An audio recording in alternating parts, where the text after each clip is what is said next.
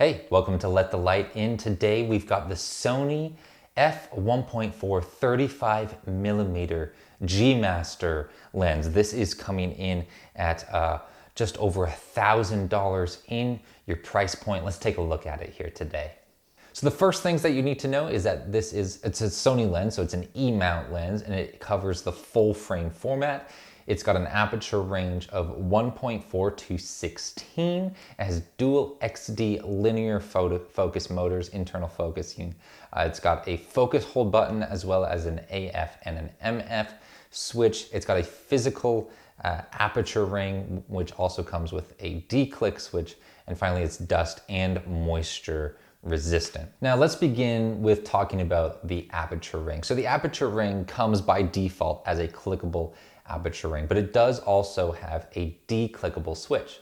Now in clickable mode, as you switch from stop to stop and rotate that ring around, it's got nice clicks in between. And as you get to f16, you can switch it over to automatic, but there's kind of this nice hard stop that naturally occurs at f16. So you don't find yourself ever accidentally switching over to auto aperture. It's a nice firm stop at f16 and then another kind of rotation over into automatic. Switching the aperture ring into a clickless mode makes it nice and smooth all the way around. And you know, I can give you a little heads up as we switch it here, 3.2, and bring it back. It's nice and smooth all the way around. The focus ring has good, nice, smooth rotation. It's not got kind of that oily feel that I've described as experiencing in reviewing other lenses. It's not kind of that heavy, oily, flowy feel. It's kind of a lighter bit of rotation. This lens does come with a lens hood, and in order to get the lens hood off, there's a switch that needs to be depressed in order to bring it off. It does lock into place, and that switch needs to be depressed to get the lens hood off. It also features some rubber coating around the edges. Autofocus. Autofocus was incredibly impressive. This lens's ability to kind of bypass objects that are in the way and lock focus on the subject that you desire is absolutely an attribute to brag about when it comes to this lens. It was incredibly impressive shooting through these branches here, getting that eye lock on, and even, you know, focus switching from the branch through the branches back to the subject's face. It was incredibly impressive. Lots of lenses would get bogged down and pick up some other things. You know, you've got dappled lighting affecting that as well. Autofocus is I could brag about it for a while. It's sharp, it holds the face, it holds the subject. Wide open at 1.4, it will lag slightly behind the subject, but if you close it down to a more usable and a more normal f5, it's gonna help keep that subject and track it at a much better pace. So closing it down, of course, you know, 1.4 is an extreme range to quickly focus in and out and track that subject tracking, but closing it down to f5 amplifies the speed and the performance of autofocus. Now, when it comes to chromatic aberrations, an incredible performance here. You'll see me kind of rotate the focusing and the aperture, and there's no aberrations that I can see. So I would say a perfect performance here when it comes to chromatic aberrations.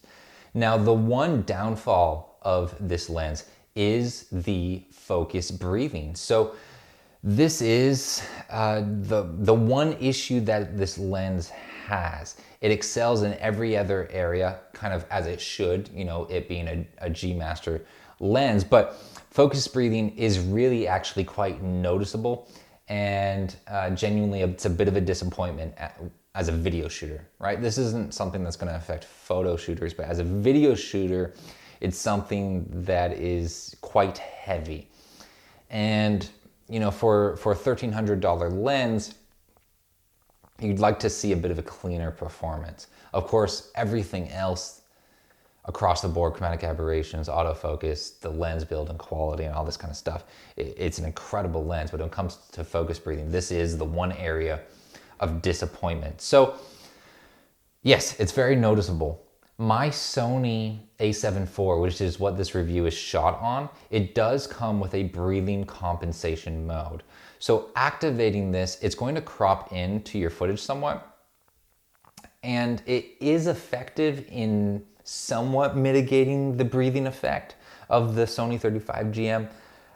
However, it's definitely not a magic solution. It does minimize it, but it doesn't eliminate it. So while my particular Sony camera body does come with that breathing compensation mode in it, just to note, so you know, this mode only benefits Sony lenses. Third-party lenses cannot benefit from this breathing compensation mode that is on Sony's particular Sony camera bodies. So only Sony lenses benefit from it, and it does help, but it doesn't make it perfect or eliminate it so completely. The focus breathing is still present here. So let's kind of wrap all of this up here.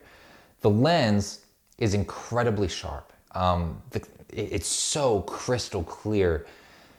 Just looking at the footage, the other lenses that I've reviewed kind of seem incomparable to the sharpness and the clarity and the clearness of this lens. It's incredible. It creates beautiful, beautiful images in all sorts of lighting conditions. That is an absolute strength of this lens. And while it creates beautiful images and it's incredibly versatile, the one thing that nags this lens as a video shooter is that focus breathing issue. If it didn't have the focus breathing troubles, then I would probably deem this lens, the perfect 35 for your Sony camera system, for the Sony E-mount. But, you know, acceptably, it's hard to be perfect. And this lens, it does get dangerously close to being perfect, but the focus breathing, it's too much.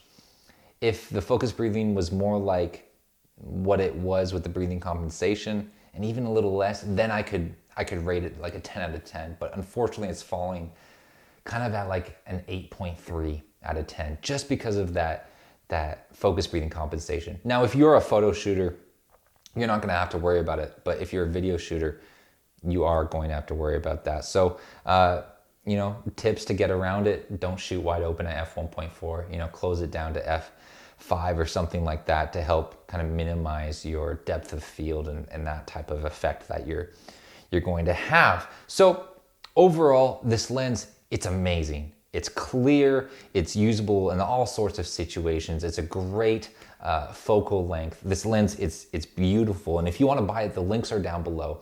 But the one thing you need to be wary of if you are a video shooter is the focus breathing. So close that down a little bit and you'll probably be happier with the focus breathing performance when you're closed down, and maybe even have breathing compensation turned on. All right, that is the review for the Sony 35. It's an incredible lens. Really, I could go on and on talking about the positives. You see the footage, it speaks for itself. It's beautiful, creates amazing images, crystal clear, but it's just the focus breathing. All right, that's it. Your purchasing links are down below. That's all I've got for you today. Take care, have a wonderful day, and remember to let the light in.